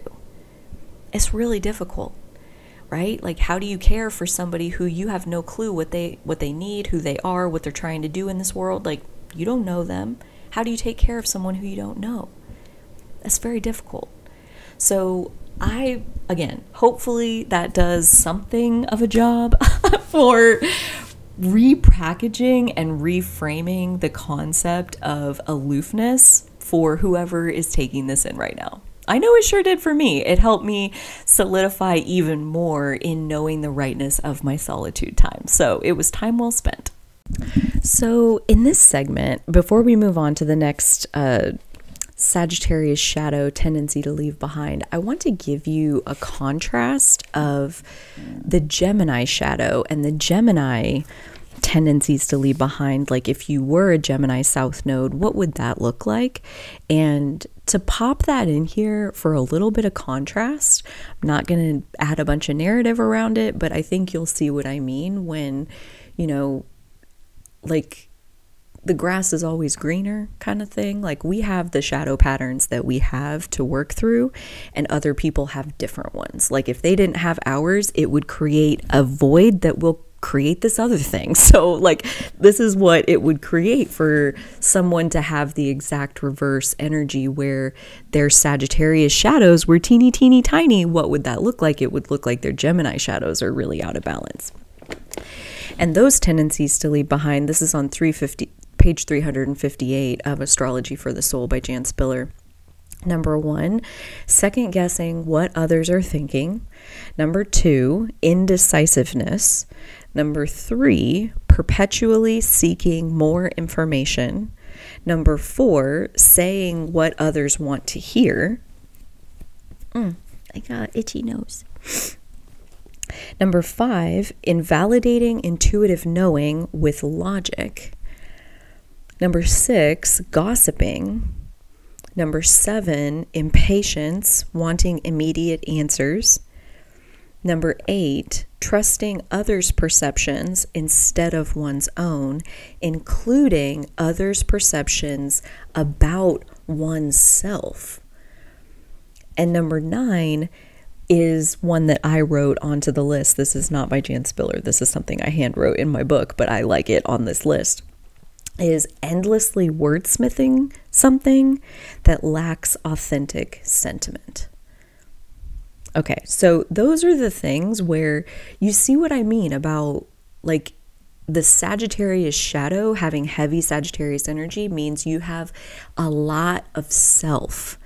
And to be heavy on the air end, heavy on the Gemini end, would mean a big lack of self that leaves all of this open space to be so influenceable by other people. And that's not to say that, like, one is better than the other or one's worse than the other. It's just to say that, like, you have what you have. And we can appreciate it or we can wish for it to be different. But I'm just telling you, if you didn't have these shadows, you would just have different ones. And they would have their own problems of, like, basically it's all apples to apples because we all only know what we're dealing with.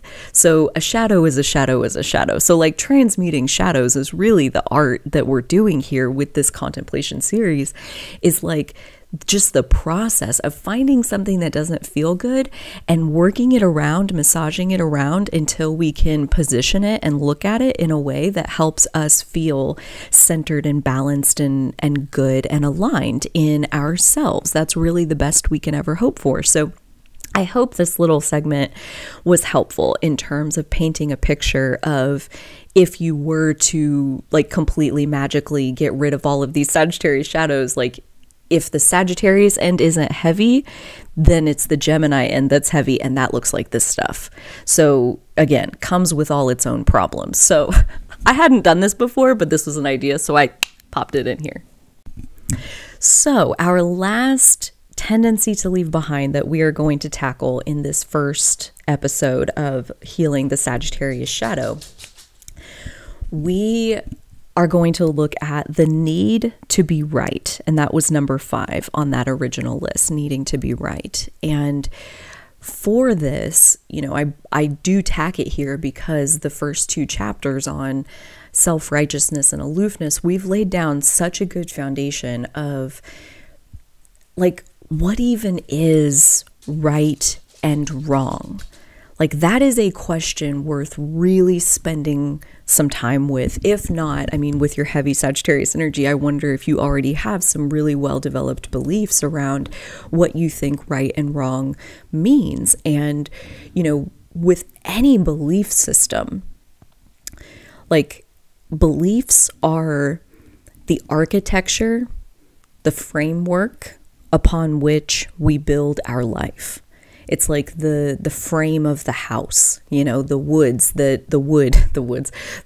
pieces that make up the shape of the house. And then, I mean, you could live in that. It's pretty exposed at that point, but like, you build the house onto the frame, right?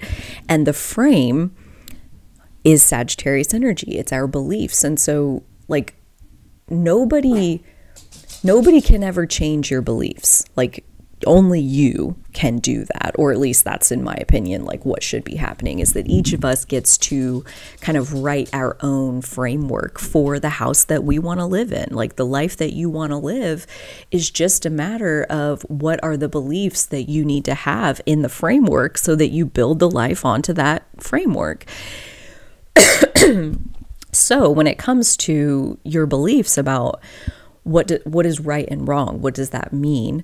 I think this is a great time to revisit that contemplation, especially with the South Node transiting through Libra. At the time I'm recording and releasing this, we have over a year left of that transit, actually, of like kind of letting go of our conditioned ideas around what society thinks these things mean, right? Like, what does society believe is right and wrong?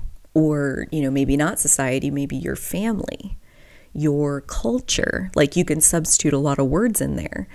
And that Libra South Node is really bringing that conditioning to our surface, not necessarily so that it can be like scrubbed out of existence, like it never happened. Like, that's not the point. The question is always, is it serving you? Is that architecture, is that belief the way you want your house to be? You know, like, that's the only question. And if you don't like the shape of your house, then knock out a wall and add on a room in the direction that you want it to go. Like, you know, which is to say, let go of an old belief and allow yourself to buy into a new belief, right? The question is always only, is it serving you? Is your definition of right and wrong serving you? And I gotta think that any kind of belief, this is maybe a hypothesis, any kind of a belief where there would be things that would put somebody in the bucket of being right or the bucket of being wrong, like to believe that that kind of sorting mechanism exists is going to bring some anxiety into the house that's built around that framework, because you know, you don't want to get sorted into the bucket of the wrong ones, right? Like, that's bad, right? We want to be good and be sorted into the bucket of the right ones. Like, so now you're trying to like control outcomes. And that's where, you know, again, the Libra South Node is showing us why it really doesn't even make any sense to hang your hat on what somebody else thinks. Like, I mean, people have all kinds of opinions that are varying degrees of informed, and varying degrees of, you know, having conviction in those opinions. Like, it's hilarious to watch somebody have such conviction about something that they know nothing about, you know? And so then when we think about, like, what is this need to be right? Like, about what? With who? To who? Like, for what? Like, what is it? Like, why do you even need to have consensus with another person? Like, that is truly the question of the Libra South Node. I guess the question would be more so like, do you need consensus with another person? And in my belief system, in my architecture of my house, I find it to be really peaceful that I no longer subscribe to, I basically like demolished this whole wing of the house where it used to be like there were rules about what was right and what was wrong, and I was trying to stay on the good side of like being right. And because, like, I mean, I'm playing that game, like, dude, who hasn't? But it's exhausting, and it's anxiety provoking, it's conflict ridden, it encourages you to step in on the sovereignty of other people to control their behavior, because if they're doing something different than yours, somehow now your way is less valid because they're choosing something different. Like, there's so much comparison in needing to be right. Like, for what? Like, we are each sovereign beings. We are each 100% an extension of source energy. Like, I'm an extension of God. You're an extension of God. Like, we all are sovereign. We all are divinely intended. We all are divinely and beautifully made, exactly as we are. Our path was divinely and beautifully made, exactly as it was, and it shaped us into the being that we were meant to be right here, right now. There's no right or wrong about it, at least in my infrastructure, in my belief system. I've written it that way because that's what feels best to me. It feels the most peaceful. It feels the easiest to grant myself my total unconditional rightness, and to let go of any kind of need to step on the rightness of another person, right? Like, just because I'm right doesn't make you wrong. Just even if we're on two completely different sides of the issue, like two different sides. Dude, there's fucking 8 billion sides. There's a side per person, okay? Everyone is unique. There's not two sides. Like, we're all unique. We're all an individual. And that's best case scenario, is that we're not just a copy, a conformist copy of Never Rocking the Boat, you know, like, I'm a fit in. Like, there's some of those running around, but like, we're all still individuals, and it's just a matter of how much courage we have to be seen in our own uniqueness, to say what is right for us, and to stand there and know our own rightness, even when someone else may propose that we are in fact wrong. Like, I'm not necessarily saying that we have to close ourselves off to the feedback of other people. Quite the opposite. I think Gemini North Node is really all about opening ourselves up to the feedback of other people. But there's a way to go about that honors who you are, like the leading edge, the all of who you are, the rightness and the perfection of who you are, and to empower yourself fully, and to respect the sovereignty of every person you come into contact with, which is basically give them the same thing that you're giving to yourself, which is total rightness. You know, like, you get total rightness, they get total rightness. Like, this need to be right. What I want to wrap around it is like the healing warm blanket, like the hot stone massage on this piece is like, bless you for needing to be right. Like, bless you for, like, not just buying into what somebody else says is true. Like, I refer back to, that's Aquarius.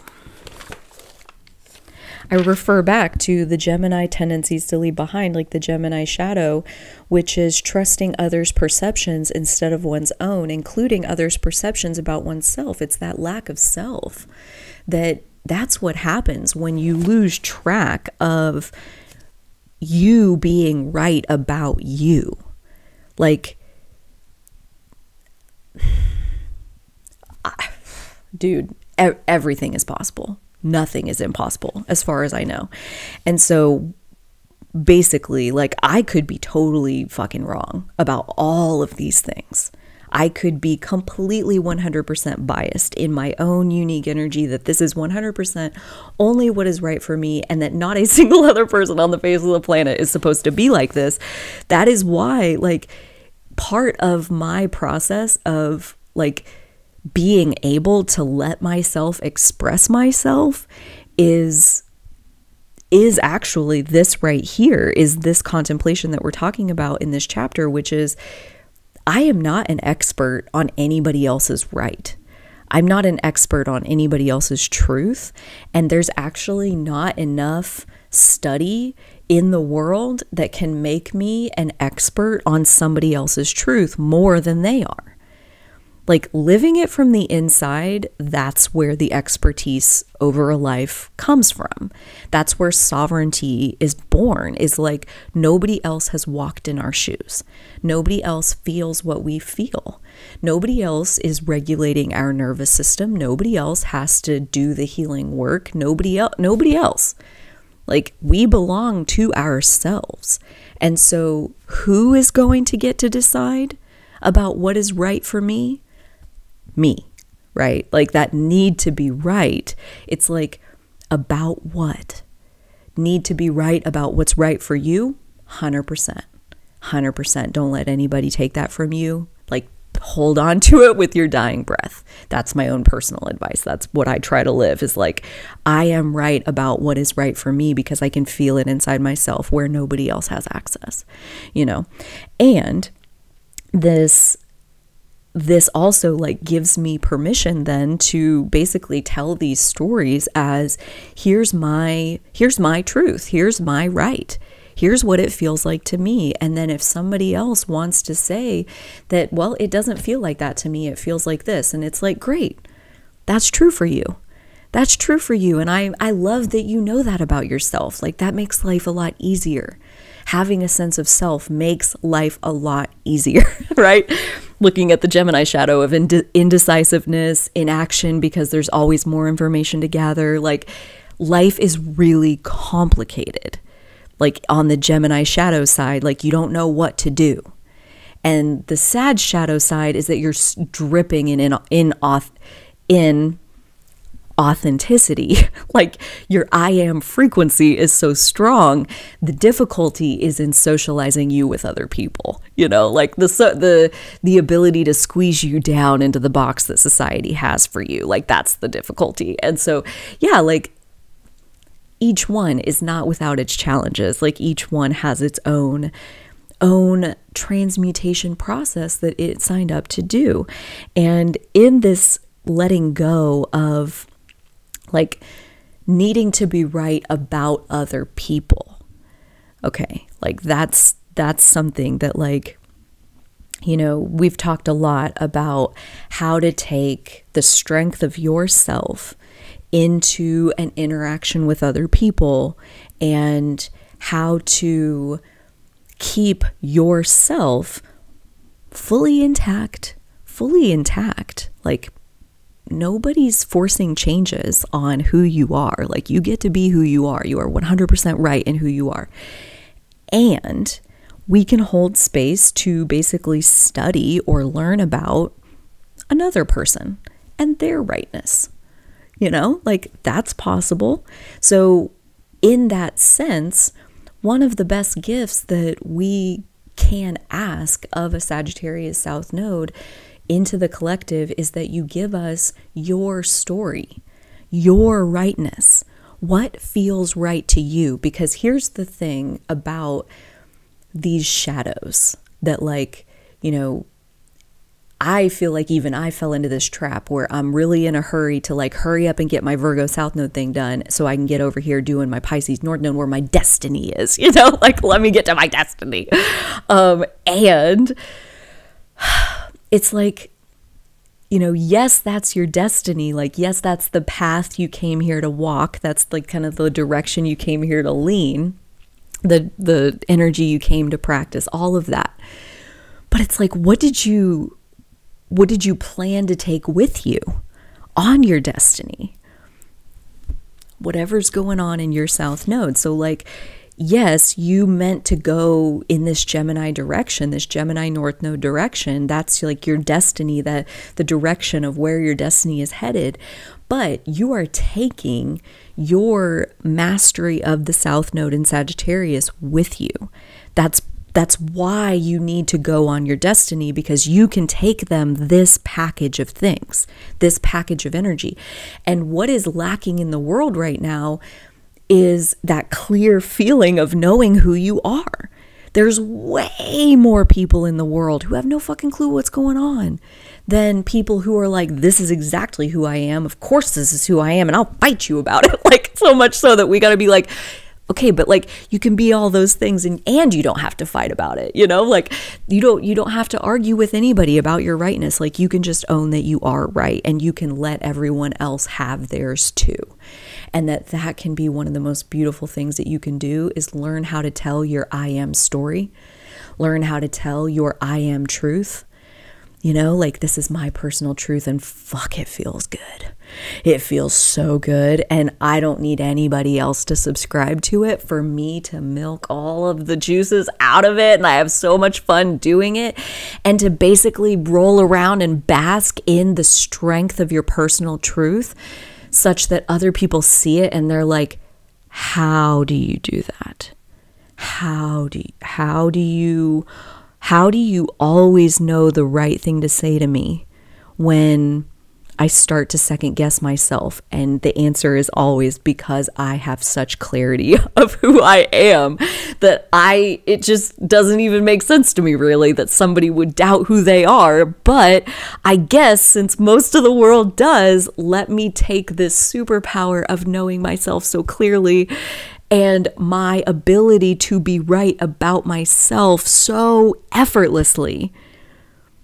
Let me take that and let me listen to others and really try to understand, what is the belief that they have about themselves, and they have about these other people, and they have about what their childhood means, you know, like what their dreams mean, like what life means. Like, you know, oftentimes people's confusion about themselves and what they should do, it's like they're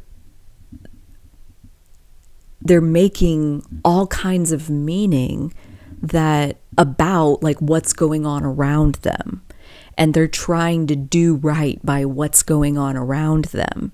And your natural essence, Sagittarius South Node, is to always come at life from what is right for me. Like, you know your truth so strongly, and that is the gift. And I know it feels effortless to know your truth. And it's like, how can that be the gift? And it's like, truly, knowing your truth is the gift. And the work of your destiny, the work of your soul's evolution, is to learn how to stand in your gift and kind of let other people come to you. You know, like learn how to claim your full rightness and give other people their rightness, give them so much space to be in their own personal sovereignty that they start to take notice of, wow, like, you know, most people really have to agree. They have to, you know, be on the same page. They have to like clear the air. They have to, all of these things. Like, I don't know that I've ever met someone who is so capable of talking to people from such a wide variety of belief systems. How do you do that? I know I'm right, and I know they are too. You know, like it's grace. It's the grace to give everyone their sovereignty. It's possible. It's totally possible, you know, like I practice living this on a daily basis of like standing full force in my sovereignty and granting the same to everybody else. You know, you get to have every single one of your opinions. You get to have every single ounce of your own conviction of what is right. And the limit of your knowing of what is right is your experience. That's as far as your experience goes, is you. And when it comes to everybody else, dude, they are unique. It can be a literal lifelong adventure of discovering like the jewel hunt, the treasure hunt, the dig, the perpetual collection of little treasures that you can find when you listen to people. You know, like it sounds so simple, but like, dude, like all you got to do is be willing to listen. And notice there's a big difference between listening to understand them and like, what are they saying? What do they believe? How are they motivated? What experience shaped those beliefs? Like listening to understand them is listening, and waiting for your turn to talk or debating them inside your head is not listening. Like that's not listening. And so when you will actually study the mind of another person, that's what I'm talking about with like this jewel hunt, this literal treasure hunt that never ends, that every single person on the planet can see something that you can't see. They know something that you don't know. And none of it has to diminish the you that you are already. Every bit of it can grow you into even more of your own rightness, even more of your own ability to be your beautiful self in the world. And honestly, I hope that that's what this was. You know, like we are almost 2 hours into this video. And so check it. Like if you've listened to this video, I mean, maybe at some points you're debating me inside your head, but like sometimes maybe you're trying to understand like the life I've lived that's brought me to this message I'm giving you in this video. There's been hours, literal hours of you listening to this video. And so taking in information, it can make you more of the beautiful being that you already are. And if anything, your compass for truth is how you will navigate from the information that you take in that makes you more. Take it in, rah, rah, rah, take it like more. Like that's awesome. It's exhilarating to expand, to like wave some wind at the fire and like let the fire really go crazy. Like that's amazing. It feels amazing. And as soon as you start taking in information that's making you feel boxed in and confined and, you know, like held back and restricted and gross. As soon as you start feeling that, please remember anyone that you ever listen to is only an expert on themselves. Okay, they are not an expert on you. So what they're telling you, the information they're sharing is what is effective for them. And that may or may not be something that you choose to take in to your system and let ping pong around in your being. Like you don't have to demolish any part of the infrastructure of your house, any part of your belief system. Like you don't have to change any of it, no matter what anybody says. That's conviction, is the ability to hold your belief even when there are people who are challenging it. And that's kind of the job of the world, like not necessarily to challenge your beliefs, but to be diverse. That's the job of the world, is infinite diversity, eternal diversity. And what does that mean? Eternal expansion, eternal mix and match that yields like 1 + 1 = 7, you know, and then like 7 plus this 8 = 32. Like it's exponential. What's possible when you combine this one and this one? And the whole point is that they're not the same. Okay, so like needing to be right about what? Okay, they can be right about what they're saying and you can still call bullshit for yourself. You know, like I'm not going to absorb that, but I see the conviction with which you present it, and it makes me really curious. Did you have a formative experience that led you to these beliefs? Like, you know, that could be what you say, and it could be that simple. You don't need to lecture about your version of right, you know, and that's where it kind of comes back to Like, when you go out into the world, it's helpful with that Gemini North Node. It's helpful to have the intention that, like, I'm really out in the world to listen and observe and study and collect information. Okay, the out in the world is not a place where I'm going to get to do my big, bold, fiery self-expression. That's not what out in the world is, mostly. And so the trip point of that, where it does pivot sometimes, is where you will find yourself out in the world and you will be listening and you will reflect and respond and observe, make an observation about, here's what I see. You know, I've been listening to you for the last 45 minutes and here's what I can see. You know, like, and then maybe you only shared this one observation. It seems like you have some unresolved things with your family of origin, with your mom especially, it sounds like. I mean, that is the point of being out in the world, is to collect the data, to get more data for your internal process. And then when you go back into the lab of who you really are, when you go back into your privacy of who you really are, you get to implement and rewrite beliefs and add new ideas and open up possibilities. And you get to do so many fun things with the information that you collected by opening yourself up. And at the end, maybe there's a whole trash can full of the stuff that you collected that you didn't do anything with. Because that really stinks. I don't like it. And actually, I didn't even throw it in the trash can. I took it on out to the dumpster because it was so fucking gross that I can't even stand it. Like, you can have whatever opinion you want, you know. But again, that opinion is like, what's really, really gross is the idea of me doing that. It's not gross that the person is doing it, right? They get to do whatever they want. They are sovereign. They've lived what they've lived that lets them see their own perspective, and they are right in that perspective. I feel disgust as I listen.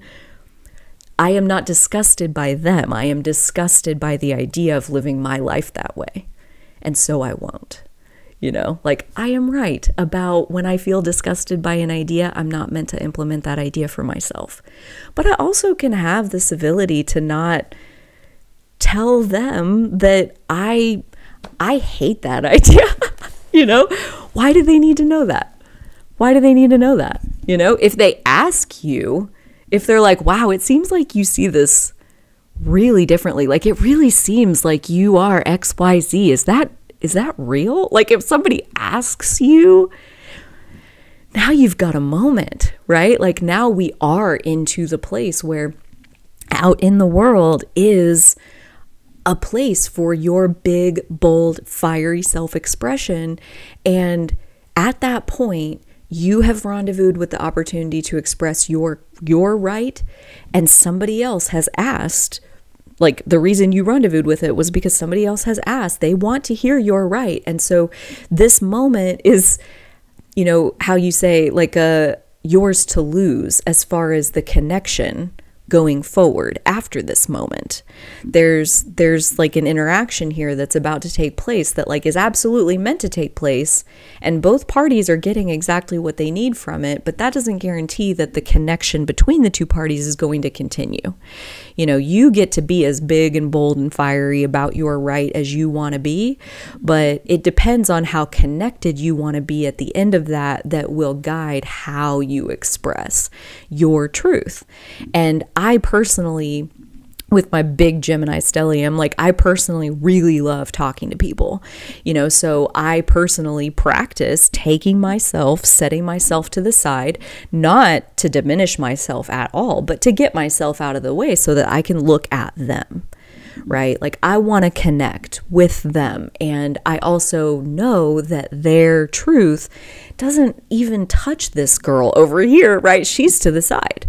She's not even in the way. She's like back behind the barricades, you know, like she's out of harm's way.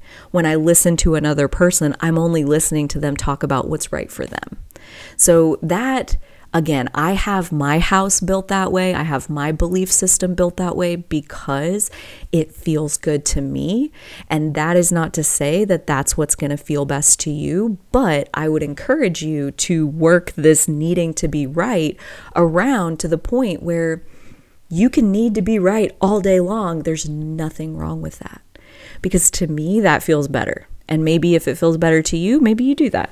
If it doesn't feel better to you, dude, you've got to trust what is right for you.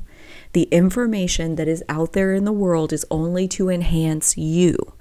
And if anyone is going to make updates to the you that you are, it's going to be you.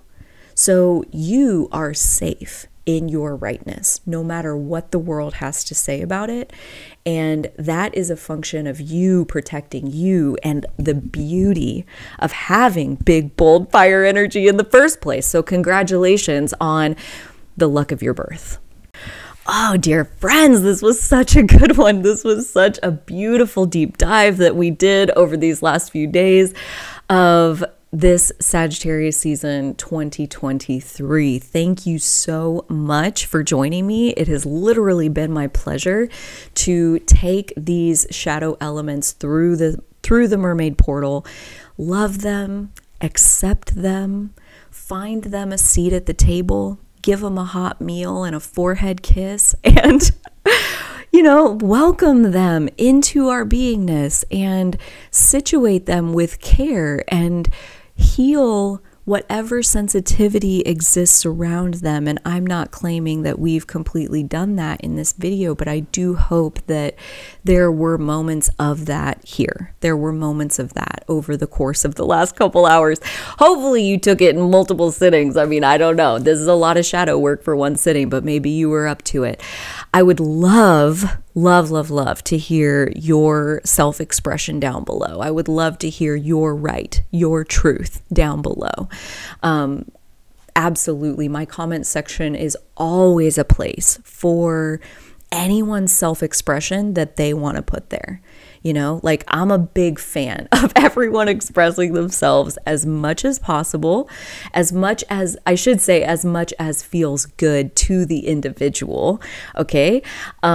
So I guess on that note, if it feels good to you, leave something in the comments. And if it doesn't feel good to you, trust that and trust yourself, trust the ability that you have to know what's right for yourself. Until next time, I do hope that you will take such good care of the beautiful being that you are, and so will I.